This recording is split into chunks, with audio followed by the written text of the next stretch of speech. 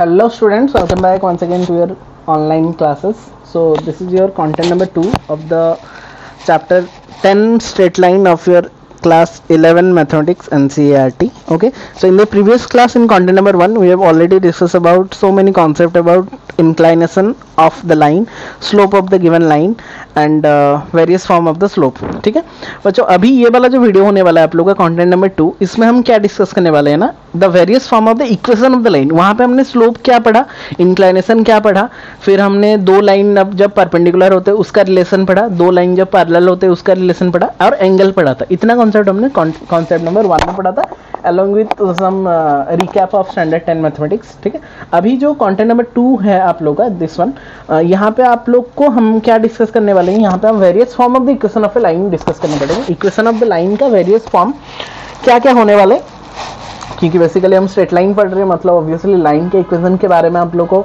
एक basic idea होना चाहिए. क्योंकि ये वाला इक्वेशन के ऊपर अगर आप लोगों को बेसिक आइडिया नहीं हो रहा है तो 12th क्लास में जब हम करेंगे 3 डायमेंशनल ज्योमेट्री, वहाँ पे बहुत सारा कॉन्सेप्ट इसको रिलेट करके है जो इसमें कि बहुत हम लोग को प्रॉब्लम हो सकता है. दैट्स वाई ये वाला कॉन्सेप्ट पूरा क्लियर हो जाएगा तो स्टैंडर्ड 12 में आप लोग को प्रॉब्लम नहीं फेस करना पड़ेगा. तो पहले तो आता है इक्वेशन ऑफ द लाइन होता क्या है, जो कि हमने स्टैंडर्ड 9 आई थिंक 9 या 8 में पढ़ के आए हैं सीबीएसई आईसीएसई में. इक्वेशन ऑफ द लाइन क्या होता है ना, the equation of the straight line is the linear relation between two variable X and Y. दो वेरिएबल है आप लोग का एक्स एंड वाई, जिसका कि रिलेशन होता है आप लोग का, जो कि सेटिस्फाई करता है coordinates of each and every points on the line. Line का कोई भी पॉइंट उठा के अगर आप लोग वो वाला इक्वेशन में पुट कर दे रहे हो और वो उसको सेटिस्फाई कर रहा है, वो जो इक्वेशन जो इक्वेशन में हम सेटिस्फाई करवा रहे हैं वो जो कोऑर्डिनेट्स को, वो जो इक्वेशंस को हम क्या बोलते हैं, इक्वेशन ऑफ द लाइन और स्ट्रेट लाइन बोलते हैं. हम वहाँ पे लीनियर इक्वेशन पढ़ रहे थे, वही जो लीनियर इक्वेशन होता है वही एक्चुअली हमारा equation of the straight line होता है. ठीक है बच्चों, तो ये होता है तो आप लोग का इक्वेशन ऑफ द लाइन. तो अभी थोड़ा बेसिक आइडिया आप लोग को 9 क्लास में ये सब आप पढ़ चुके होंगे, फिर भी एक बेसिक आइडिया हो जाना चाहिए कि क्या एक्चुअली हो रहा है. बेसिक से हम जाएंगे तो जब हम कॉम्प्लेक्स मैथ्स में जाएंगे तो आप लोग को कंफ्यूजन नहीं होगा. ठीक है, तो ये तो कोऑर्डिनेट प्लेन होता है, आप लोगों को सबको पता है, एक्स डैश वाई डैश, हमारा X axis Y axis, O is the origin. ठीक है, मैंने यहाँ पे दो लाइन बनाया है, एक है आप लोग का एक्सिस के राइट साइड में, एक है आप लोग का एक्सिस के लेफ्ट साइड में, और दो लाइन बनाया है ग्रीन कलर में, यहाँ पे ब्लैक कलर में मैं बनाया था. आप लोगों को दिख रहा है कि नहीं मुझे नहीं पता, लेकिन दिखना चाहिए.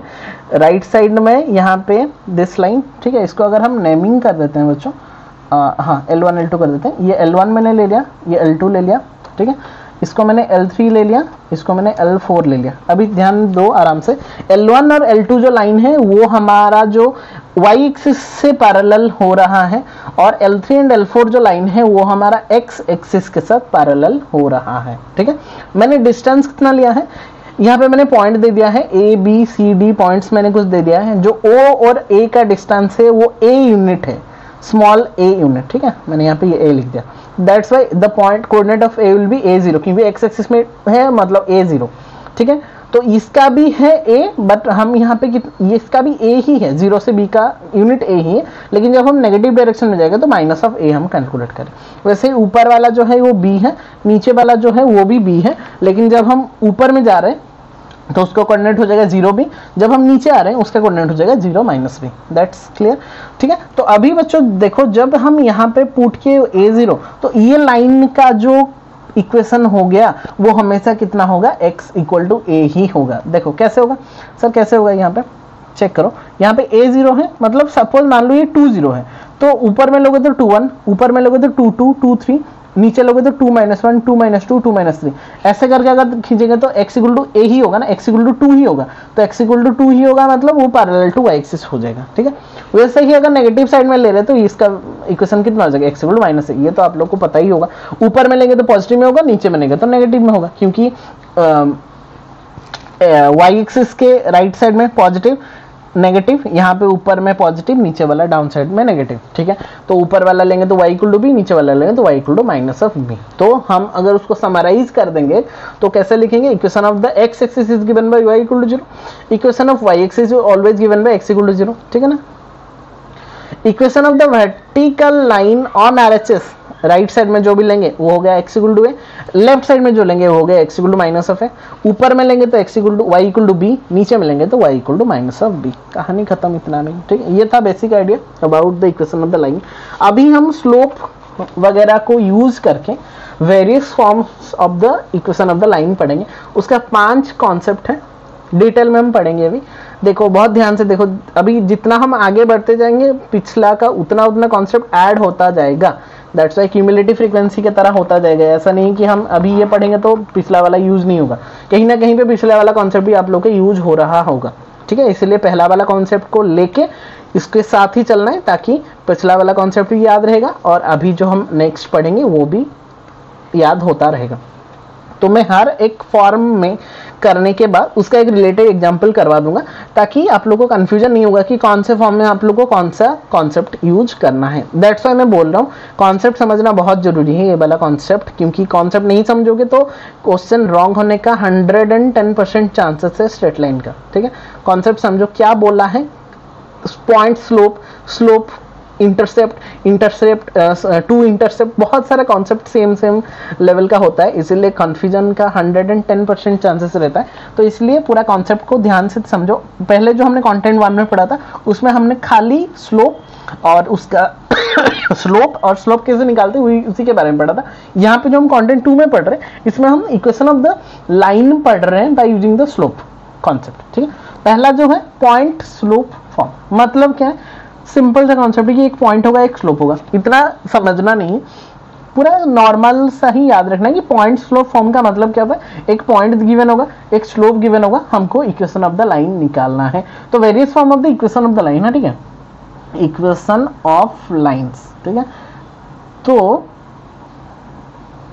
आप लोगों को बोला होगा कि फाइंड द इक्वेशन, देखो यहाँ पे क्वेश्चन ही समझ लो, मैं बिना पढ़ाए आप लोगों को पहले क्वेश्चन पढ़ा देता हूँ।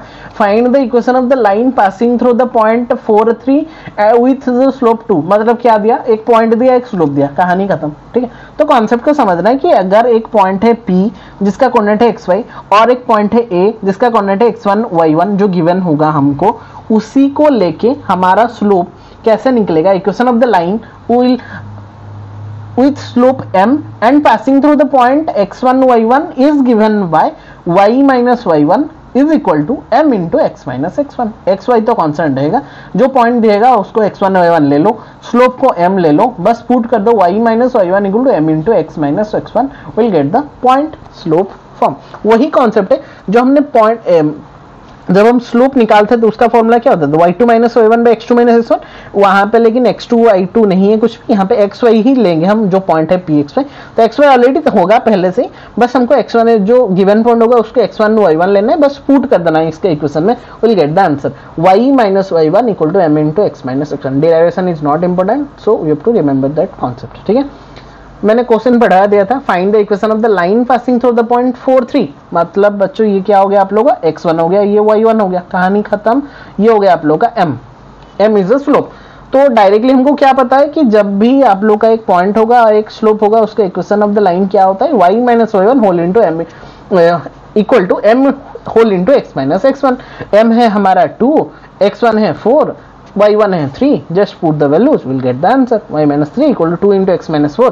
after solving इसको इक्वेशन के फॉर्म में रख दो तो 2x minus y minus 5 equal to 0 and that will be the required equation of line, खत्म, ठीक है। so this is your point slope form, पहला कॉन्सेप्ट, एक पॉइंट होगा एक स्लोप होगा, by using the formula y minus y1 equal to m into x minus x1 will get the equation of the line, ठीक है। Example 2 अगर आएंगे हम देखेंगे थोड़ा example, sir very much important, क्योंकि बच्चों एनसीईआरटी में इतना एग्जांपल्स गिवन नहीं है, डायरेक्टली वहाँ पे एक्सरसाइज प्रॉब्लम्स ज़्यादा दिया गया है, इसलिए मैं यहाँ पे कंटेंट वीडियो में आप लोगों को एग्जांपल्स करवा दे रहा हूँ, ताकि आप लोग जब एक्सरसाइज करोगे एनसीईआरटी का तो उसमें आप लोग ज़्यादा प्रॉब्लम फेस नहीं करोगे, ठीक है। Find the equation of the line, concept समझो, find the equation of the line which makes an angle of 135 degree. 135 degree मतलब बच्चों हमारा इंक्लाइनेशन दे दिया 135, समझो इंक्लाइनेशन और जो हमारा स्लोप होता है वो इक्वल नहीं होता। Inclination is only theta but slope is tan of that angle, that is tan theta. तो कहीं पे भी गलत ये समझना नहीं कि 135 मतलब हमारा m हो गया 135, वैसा नहीं होता। m 135 is the theta angle, ठीक है, with x axis and passing through the point 35। तो पॉइंट हमको दे दिया बच्चों 35, लेकिन वो जो हमारा गिवन पॉइंट है, हमको स्लोप गिवन नहीं है, हमको 135 degree that means theta given है। तो first we have to find out the slope, फिर स्लोप मिल जाएगा, मेरे पास पॉइंट गिवन है 3 पाई, तो स्लोप पॉइंट फॉर्म में यूज करके निकाल लेना, कहानी खत्म हो जाएगा। m इक्वल टू हमको क्या पता है बच्चों, फिर tan थीटा, तो tan theta means tan 135, tan of 135, तो tan ऑफ 135 मीन्स उसको डायरेक्टली अगर तोड़ेंगे तो 180 माइनस 45, तो tan 180 minus 45, tan pi minus theta will become minus of tan theta, so minus of tan 45 will get minus of 1, so m equal to कितना हो गया, minus of 1, जो कि हमारा कितना हो गया, स्लोप हो गया। तो स्लोप हमने निकाल लिया, पॉइंट ऑलरेडी गिवन है, by using the concept y minus y1 equal to m into x minus x1, just put the values y minus 5 equal to minus 1 into x minus 3. After solving we'll get x plus y minus 8 equal to 0. This is our required equation of line. खत्म, ठीक है। So these are the examples related to slope point form. Concept clear? Next your point form number 2, that is 2 point form. पहला था हमारा slope point form, हमारा जो second concept है ये आप लोग का हो गया, आप लोग का 2 पॉइंट फॉर्म, जहां पे कि जैसे कि नाम में ही दिख रहा है आपको 2 point form means 2 point given होगा। तो सर स्लोप कहाँ गया, स्लोप यहाँ पे मायने नहीं रखेगा, हमारे पास 2 पॉइंट गिवन होगा, तो उसको लेके आप लोग को इक्वेशन ऑफ द लाइन लिखना है। So the equation of the non vertical line passing through the 2 points A having coordinate x1 y1 and point B having coordinate x2 y2 will be given by y minus y1 whole divided by x minus x1 is equal to y2 minus y1 whole divided by x2 minus x1। हो गया। तो जहां पे कि x y तो होगा already, x1 y1 आप लोग को निकालना है एक पॉइंट से, x2 y2 निकालना है सेकंड पॉइंट से, बस वैल्यू को पुट कर दो, हमारा निकल गया इक्वेशन ऑफ द लाइन। तो सर स्लोप का क्या करेंगे, स्लोप यहाँ पे जरूरत नहीं है, क्योंकि स्लोप जरूरत नहीं है मतलब ये 2 पॉइंट फॉर्मूला में है। पॉइंट स्लोप फॉर्म में एक पॉइंट और एक स्लोप का रहना जरूरी होता है, 2 पॉइंट फॉर्म में 2 पॉइंट रहने का जरूरत होता है, यहाँ पे स्लोप जरूरत नहीं है आप लोग के लिए। कैसे सर, ऐसे चेक करो, एग्जाम्पल देखो, क्वेश्चन समझो, find the equation of the line passing through the point this and this. क्या समझे, 2 पॉइंट गिवन है, स्लोप गिवन नहीं है, तो ऑब्वियसली 2 पॉइंट फॉर्म है जिसमें से हमको इक्वेशन ऑफ लाइन निकालना है bye using the concept y minus y1 whole divided by x minus x1 is equal to y2 minus y1 whole divided by x2 minus x1। तो जो 2 point है इसको मैंने A ले लिया, सेकंड को मैंने B ले लिया, ठीक है, दोनों पॉइंट हमने A B ले लिया, तो x1 y1 x2 y2 मिल गया हमारा बाय यूजिंग द कॉन्सेप्ट।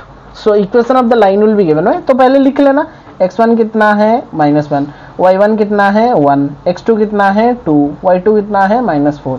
तो पुट कर दो, equation of the line is given by y minus y1 whole divided by x minus x1 is equal to y2 minus y1 by x2 minus x1। just put the values, after solving everything at last we'll get the answer, that is 5x plus 3y plus 2 equal to 0। मैंने solve कर दिया है, लेकिन आप लोगों को खुद से करना है, ठीक है, देखना नहीं है, तो पॉज करना है, खुद से ट्राई करना है, फिर आंसर को लिखना है, ठीक है।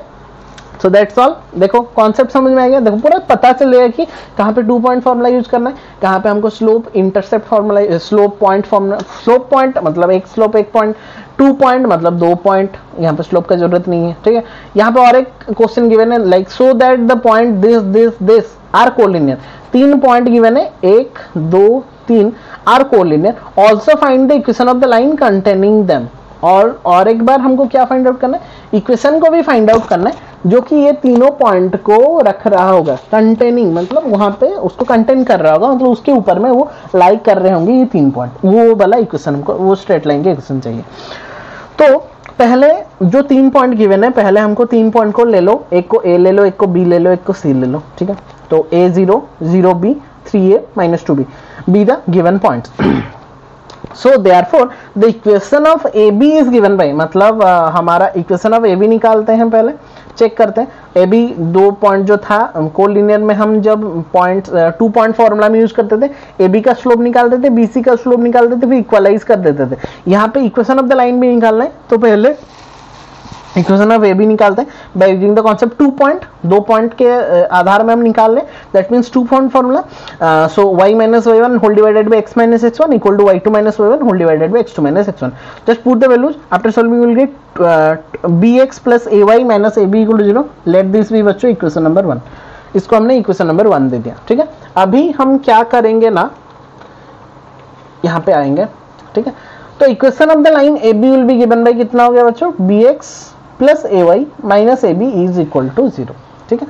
तो हम क्या करेंगे अभी, हमारा जो थर्ड पॉइंट था, थर्ड पॉइंट कौन सा था देखो, 3a और माइनस 2b। तो अगर ए बी का इक्वेशन निकला उतना, तो हमको क्या करना है, अगर हम पुट करेंगे एक्स वाई का कोऑर्डिनेट और थर्ड पॉइंट का, अगर वो सेटिस्फाई कर रहा है तो ऑब्वियसली देखो, मतलब यहाँ पे ए था, यहाँ पे बी था, मैंने ए बी का इक्वेशन निकाला, और सी सपोज यहाँ पे कहीं पे एक पॉइंट है। तो अगर सी का पॉइंट हम कोऑर्डिनेट पुट करेंगे ए बी के इक्वेशन के अंदर, अगर वो सेटिस्फाई कर जा रहा है, मतलब हमको क्या पता चल जाएगा, वो जो स्ट्रेट लाइन है वो सी दे के पास कर रहा है। अगर नहीं करेगा तो हमको पता चलेगा कि सी वो स्ट्रेट लाइन के ऊपर एग्जिस्ट नहीं कर रहा। तो सी का जो कोऑर्डिनेट है, जो कि है 3a और माइनस 2b, उसको पुट करके देखते हैं कहाँ पे बच्चों, वो जो इक्वेशन ऑफ ए बी में। तो पुट किया, x equal to 3a put करो, y equal to minus 2b put करो। जब हमने चेक किया LHS का वैल्यू भी 0 निकला, RHS तो ऑलरेडी 0 ही है, तो हमको क्या पता चल गया कि जो दो लाइन, जो पॉइंट था थर्ड पॉइंट का सी का, उसका कोऑर्डिनेट ए बी का इक्वेशन को सेटिस्फाई कर रहा है। तो हमको क्या पता है कि अगर कोई भी पॉइंट का कोऑर्डिनेट एक लाइन का इक्वेशन को सेटिस्फाई कर रहा है तो वो उसके ऊपर में एग्जिस्ट करता है। तो हमको क्या पता चला कि सी भी उसके ऊपर में एग्जिस्ट करता है। So therefore the point C also lies in on A B. हो गया, ठीक है, वो कोऑर्डिनेट भी हो गया और हमको उसका लाइन का इक्वेशन भी मिल गया। लाइन का इक्वेशन तो हो गया ये वाला, और हमने दिखा भी दिया कि ए बी तो था और सी भी उसके ऊपर में लाई किया। मतलब 3 पॉइंट जब एक स्ट्रेट लाइन के ऊपर लाई करेंगे तो उसको हम बच्चों क्या बोलेंगे, कोलिनियर पॉइंट्स बोलेंगे, ठीक है। तो इसको सर क्या हम वो स्लोप वाला कॉन्सेप्ट में भी यूज कर सकते हैं? यस, कर सकते हो, लेकिन यहाँ पे इक्वेशन ऑफ द लाइन भी पूछा था, तो उसको यूज करने के बाद हमको इक्वेशन ऑफ द लाइन भी यूज करना पड़ेगा, तो थोड़ा लेंदी हो जाएगा। तो ये वाला प्रोसेस यूज करेंगे तो ज्यादा क्विकली आप लोग इसको सॉल्व कर सकते हो, लेकिन वो वाला प्रोसेस में भी कर सकते हो। वैसा कोई अगर खाली कोलिनियर दिखाना है तो you can use the slope concept, ठीक है।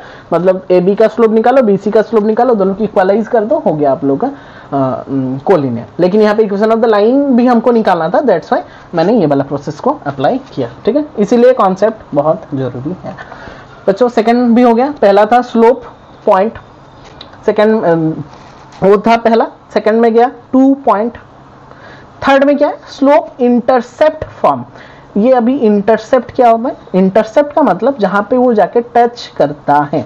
तो इसका 2 फॉर्म है, एक जबकि वो y एक्सिस को टच करेगा उसको हम बोलते हैं y इंटरसेप्ट, और एक सेकेंड उसका कंडीशन है जहां पे वो x एक्सिस को टच करेगा उसको हम बोलते हैं x इंटरसेप्ट, ठीक है। बच्चे यहीं पे बहुत कंफ्यूजन थे, इंटरसेप्ट सर y इंटरसेप्ट का मतलब क्या होता है, y इंटरसेप्ट मतलब वो जो लाइन x y एक्सिस को जहां पे टच करता है उसी का y कोऑर्डिनेट को हम बोलेंगे y इंटरसेप्ट, और जहां पे x एक्सिस को टच करेगा उसी का x कोऑर्डिनेट को हम बोलेंगे x intercept. So the equation of the line with slope m and, तो स्लोप तो m ही है, and making an intercept C on y axis में वो जो यहाँ पे टच करे उसका ऑब्वियसली 0 C, तो ये जो सेकंड जो C है वो that is your y intercept is given by y equal to mx plus c। ये तो आप लोग को पता ही होगा, ये वाला कॉन्सेप्ट आप लोग बहुत यूज भी करोगे आगे, y equal to mx plus c where m is the slope of the line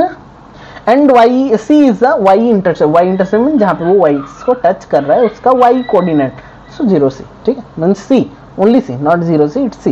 तो m is the slope, C is the y intercept. तो by using that concept y equal to mx plus c we can find out the we can have our equation of the line, ठीक है।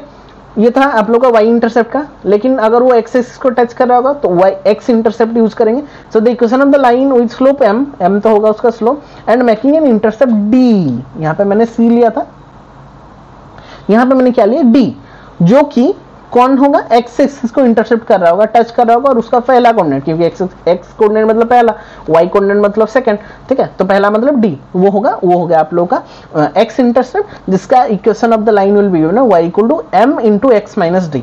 इसको खोल देंगे तो mx minus M D होगा, वहां पे mx प्लस सी था लेकिन यहाँ पे mx माइनस एम डी, इसलिए m को कॉमन लेंगे तो m, derivation is not important, ठीक है। बस याद रखना है जब y इंटरसेप्ट में टच करेगा so that the equation of the line will be given y equal to mx plus c where m is the slope and c is the y intercept, and when it touches the x axis that means x intercept is d, so the line of equation or equation of the line will be given by y equal to m into x minus d where m is the slope and d is the x intercept.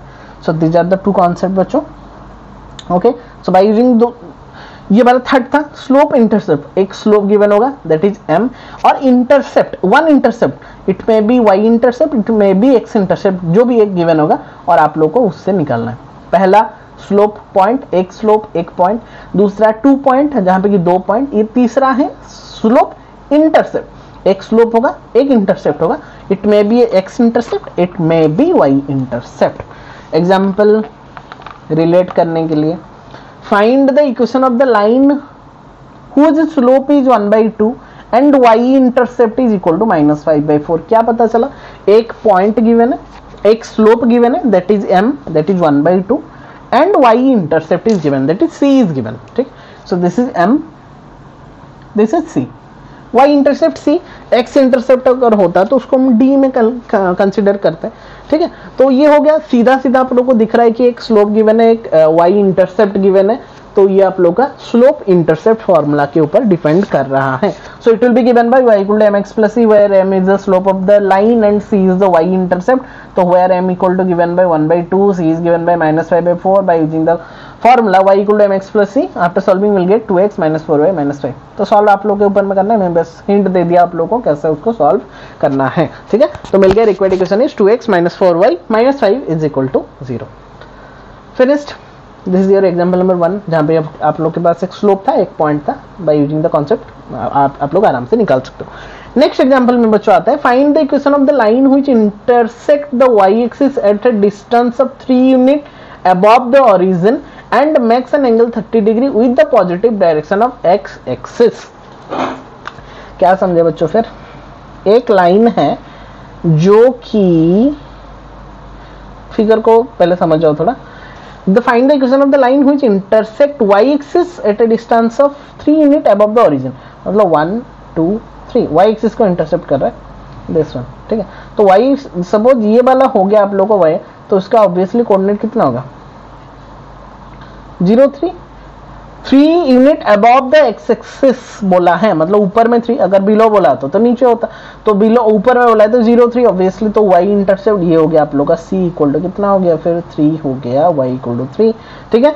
और वो positive direction of x axis के साथ कितना degree make कर रहा है 30 degree make कर रहा है। अच्छा मैंने यहाँ पे उल्टा कर दिया, एक्चुअली ऐसा होना चाहिए था, और ये हो गया आप लोगों का 30 डिग्री, ठीक है। एक्स एक्सिस के साथ 30 डिग्री मेक कर रहा है with the positive direction of x axis, ठीक है। तो थीटा मिल गया आप लोग का 30 डिग्री, मतलब स्लोप कितना हो गया बच्चों tan ऑफ 30 दैट इज 1/√3, तो m मिल गया 1/√3, c मिल गया 3, सो पॉइंट एक स्लोप मिल गया एक इंटरसेप्ट मिल गया, तो direct by using y equal to mx plus c you can have your equation of the line that is x minus √3y plus 3√3 equal to 0, and this is your required equation of line. Is that clear to everyone? Very simple concept. Next बच्चों question number 4 means concept form number 4 that is intercepts form, s लगा है मतलब दो intercept यहाँ पे given होगा, एक होगा x इंटरसेप्ट एक होगा y intercept. Is that clear? फिर से पहले स्लोप पॉइंट, दूसरा 2 पॉइंट, तीसरा स्लोप इंटरसेप्ट जहां पे ये एक स्लोप इंटरसेप्ट, फोर्थ अभी जो हो गया intercepts means 2 intercepts are given, x intercept और वाई इंटरसेप्ट। यहाँ पे ना स्लोप ना पॉइंट कुछ भी गिवन नहीं होगा, बस 2 इंटरसेप्ट गिवन होगा, एक होगा एक्स इंटरसेप्ट जहां पे कि वो एक्स एक्सिस को टच कर रहा होगा, एक होगा वाई इंटरसेप्ट जहां पे कि वो वाई एक्सिस को टच कर रहा होगा, ठीक है। इसीलिए बोल रहा हूं बच्चों कॉन्सेप्ट बहुत जरूरी है। तो the equation of the line making a and b, यहाँ पे और सी डी नहीं लेके मैंने ए बी ले लिया है, intercepts on the x axis and y axis, that means that a is the x intercept and b is the y intercept.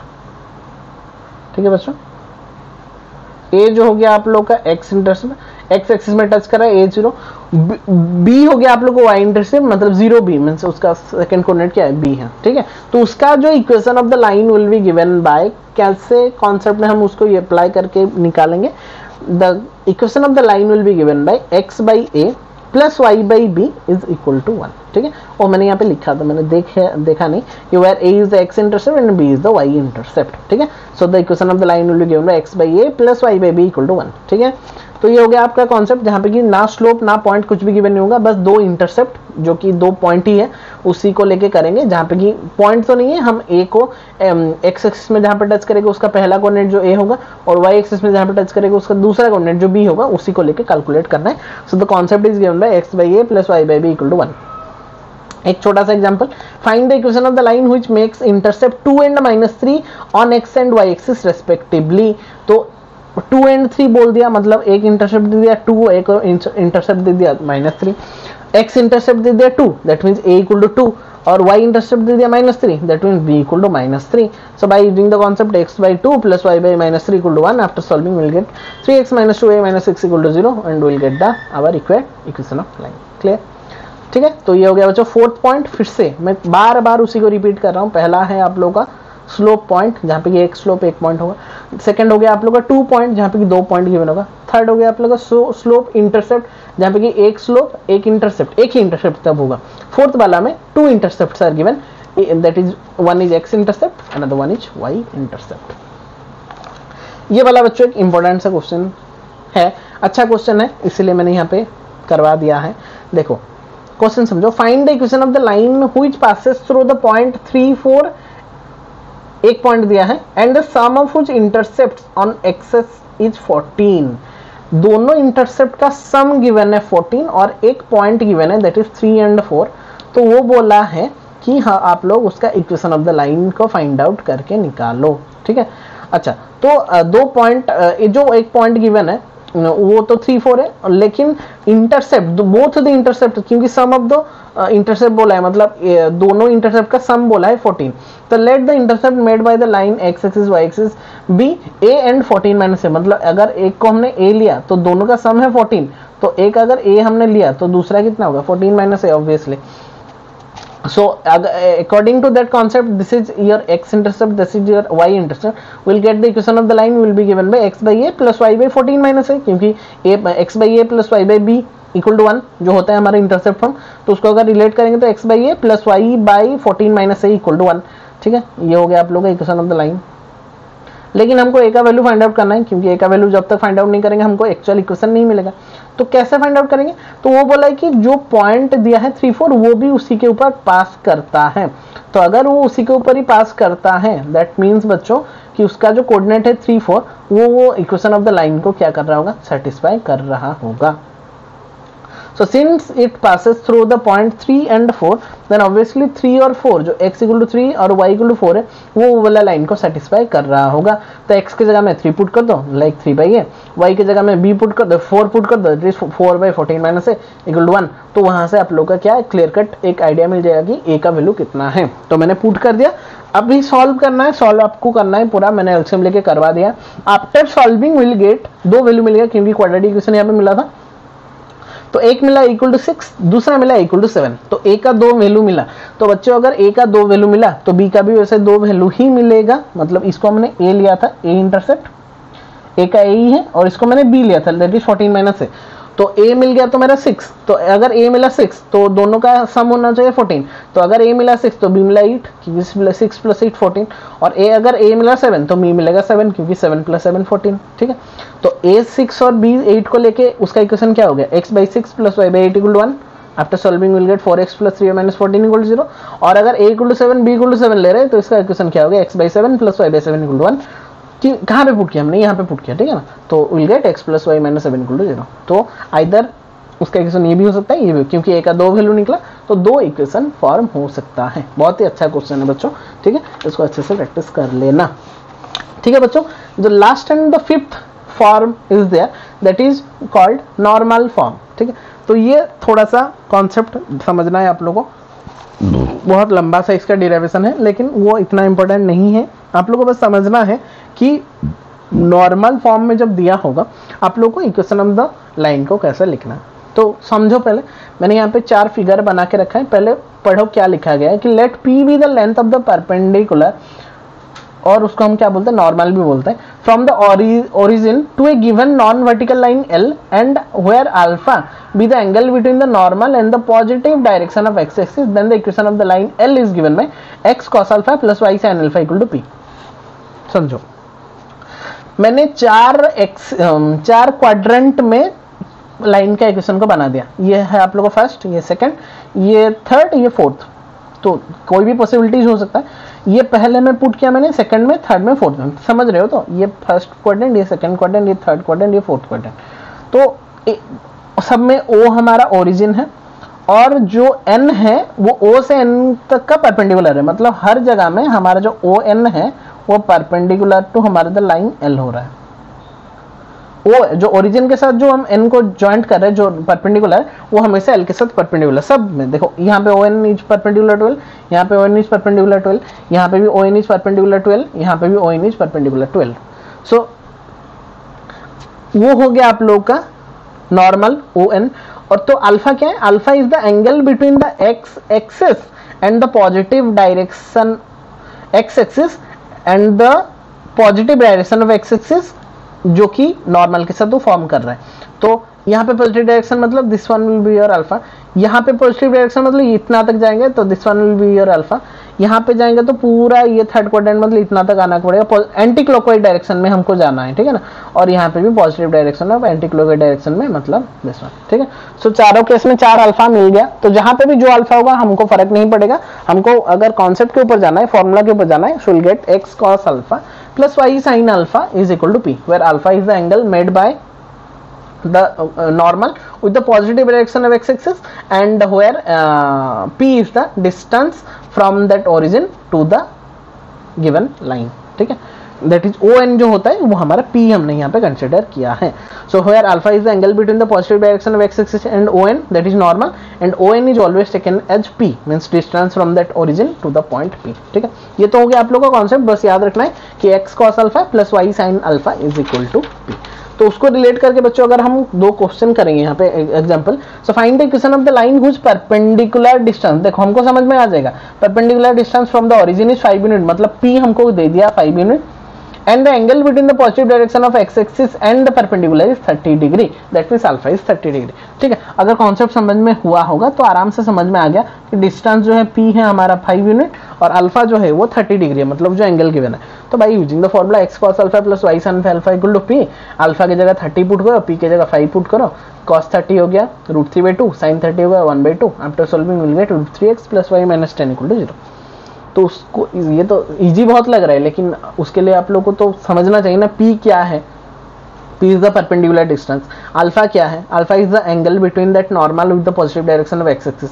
उसका इक्वेशन कैसे फाइंड आउट करते हैं? x cos alpha plus y sin y equal to P। ये तीनों concept अगर आप लोगों की क्लियर कट आइडिया नहीं होगा तो 0, ठीक है। That's why concept is very much important. ये हो गया आप लोगों को एग्जांपल नंबर 1। ये डायरेक्ट क्वेश्चन था। एक इनडायरेक्ट क्वेश्चन अगर दिया होगा like find the equation of the line whose perpendicular distance of the from the origin is √8 and the angle between the positive direction of x-axis is 135। तो ये भी simple direct question ही है, बस 135 degree given है, तो उसको convert करके आप लोग को करना है। तो ऑलरेडी परपेंडिकुलर डिस्टेंस बोल दिया, मतलब p इक्वल टू बोल दिया √8 और अल्फा जो बोल दिया जो कि हमारा एंगल है with the positive direction of axis, it is given by 135 degree. So equation of the line same concept x cos alpha plus y sin alpha equal to p, alpha की जगह 135, p की जगह √8, after solving 130। यहाँ पे मैंने 135 को कैसे तोड़ेंगे, वही ट्रिगोनोमेट्रिक कॉन्सेप्ट यूज करना, cos 180 minus 45 that is -1/√2, sin 180 minus 45 that is 1/√2 हो गया। फिर इसको सॉल्व करके इसका वैल्यू निकालना, मैंने यहाँ पे छोड़ दिया, आप लोग को सॉल्व करना है तो उसको नेक्स्ट सॉल्व कर देंगे, ठीक है बच्चों। तो this is that's all for your content number 2 by using which you can easily solve your 10.2 exercise problem of your NCERT standard 11 mathematics, ठीक है। तो बच्चों 5 फार्मूला, 5 वेरियस फॉर्म्स हमने पढ़ा इक्वेशन ऑफ द लाइन। पहले तो बेसिक था equation of the line क्या होता है, एक्स एक्सिस का, वाई एक्सिस का वगैरह पढ़ा। जो मेन कॉन्सेप्ट है हमने पढ़ा 5 various concept. First one is slope point जहाँ पे एक स्लोप एक पॉइंट गिवन होगा, सेकेंड वन इज 2 पॉइंट जहाँ पे कि 2 पॉइंट गिवन होगा, third one is your slope intercept, मतलब एक स्लोप गिवन होगा एक इंटरसेप्ट गिवन होगा, it may be y intercept it may be x intercept, fourth one is intercept forms, मतलब 2 intercept is already given, and fifth one is normal form जहाँ पे एक normal given होगा और एक परपेंडिकुलर डिस्टेंस गिवन होगा जो ही नॉर्मल ही है और हमारा एंगल एक अल्फा गिवन होगा, ठीक।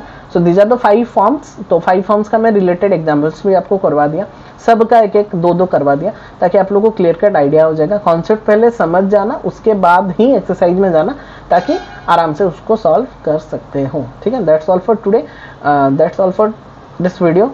In the next video, in content number 3, we will discuss about the general equation of the line and the reduction of that general equation of the line by using the various form of the equation of the line. equation of the line को use करके हम general equation को कैसे relate करेंगे उसी के बारे में थर्ड कंटेंट में पढ़ेंगे, जो कि हमारा लास्ट कंटेंट होने वाला है। सो टिल देन बच्चों अच्छे से प्रैक्टिस करो, लास्ट तक देखो और जितना हो सक रहा है इसको देखने के बाद ट्राई करो कि 10.2 को प्रॉब्लम को कैसे सॉल्व कर सकते हैं, ठीक है। So that's all for today. Thank you for watching. Take care all of you. Stay safe. Stay at your home.